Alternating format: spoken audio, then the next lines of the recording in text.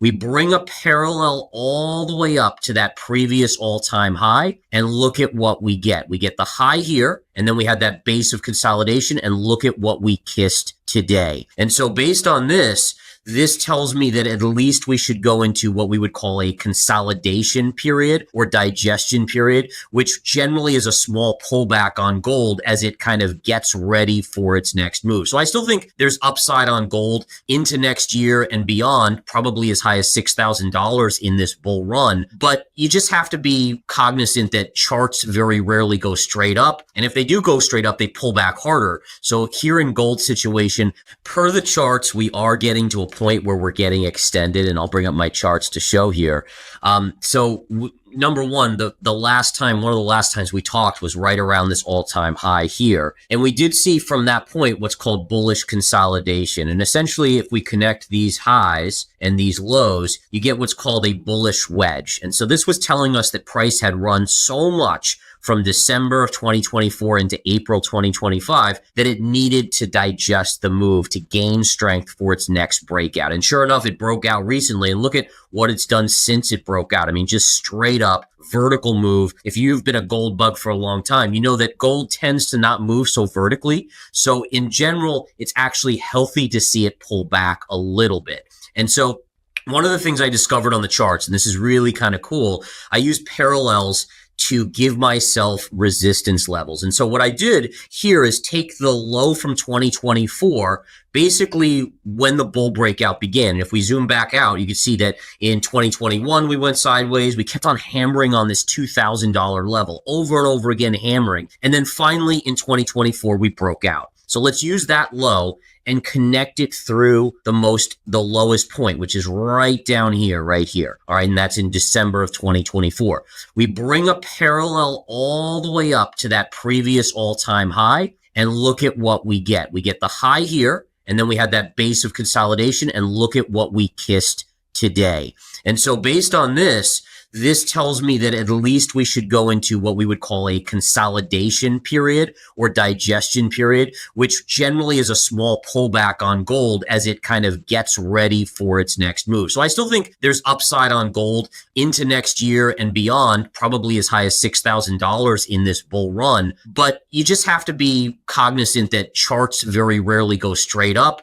And if they do go straight up, they pull back harder. So here in gold situation, let's look for a pullback, maybe as low as 3,500, and then the next leg to the upside can start. So based on this hit on this trend line, what we're likely to see is that gold will now go into a period of sideways chop, probably pretty similar to what we saw over here, which again, if you're a long-term bull, you don't mind this because it's just digestion. We all like to be paid out fast if we're long gold, but it's healthier to see these kind of consolidation periods. And this one lasted from April all the way until basically August before the big move up. And so I think it's very possible we could see in the next quarter something very, very similar. And what I like to do is if we just extend this out here and bring this up a little further to look out into the future, I would generally look for sideways chop that could take us back to the previous high. So in technical analysis, what's so fascinating is that once we break out above a previous all-time high, like from April,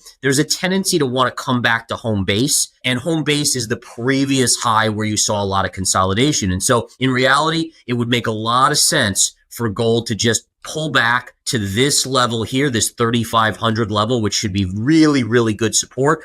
And in all fairness, it could take up to 2 to 3 months. So maybe by end of year, we're still kind of struggling here. But then the positive is it's gathered its strength and can make its next push. And by that point, my guess is this upsloping parallel gets closer and closer to 4,000. And I think the next target then is $4,000 an ounce on gold. So when you go to new all-time highs, you're essentially in uncharted territory.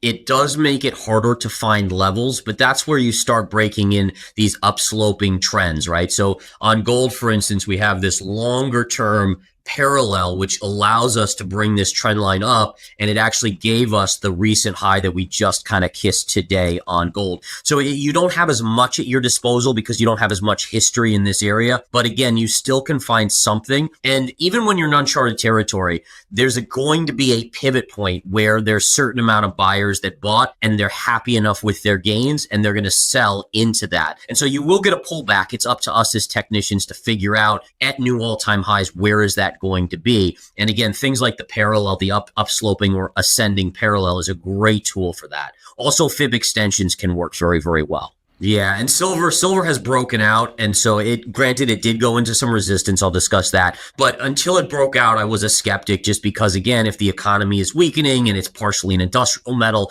those are all things. But ultimately, when gold, think about this, gold gets so extended away from silver that eventually it pulls silver behind it. And I think that's really what we've seen here lately. But one of the things I love to show here is that you had this kind of upsloping trend line here. And you could see that essentially every time we would hit this line, and you could see it right here, I'm going to use a little directional signal. So here and right here and all along this area, we just kept on getting rejected. Finally, they got us above, and that's where we've gotten this beautiful run. So now we did come into a resistance at $44 per ounce. The resistance here comes from a pivot high in 2011 right here, and this was the second highest high, right? And so this was in August of 2011. So just on a technical analysis basis, this gives us a point where after this really good silver run, it should take a breather. But I actually am bullish now on silver after we take that breather. I do think it's destined to get back to that $50 level, which was the high in 2011, technically just below 50. And I actually think eventually it's going to go higher than 50. But in the meantime, look for consolidation, small pullback here at 44, and then eventually a breakout in the next couple months towards that $50 level. On silver, I'm not triple for, and then again, this is the next 6 to 12 months. So keep in mind, if we talk about where this is in 5 or 10 years, that's a different story. But just in, let's say, 6 to 12 months, what I've done here is basically say, okay, well, if we have, let's use our parallel again, just like it just predicted that gold move. If we zoom out to our monthly chart and we go back to the low of the last bull run, which started basically in 2001, 2002, and then topped out in 2011, and then to this low here, right through these levels. And let's draw that trend line in. All right. So we can see here that essentially we have a point where every pullback kind of chops around. This one outlier right here where we dipped below, that was the COVID collapse. And so I refer to that one as an outlier because it was just all out panic. We saw oil at that time, oil actually went negative. The current month contract was like negative $40. They were actually paying you to buy oil at that point or to take oil. Now, granted, you had to figure out where to store thousands of barrels of oil because if you were going to buy it, that's what you had to do. But the point being is that notice how it reestablishes right here.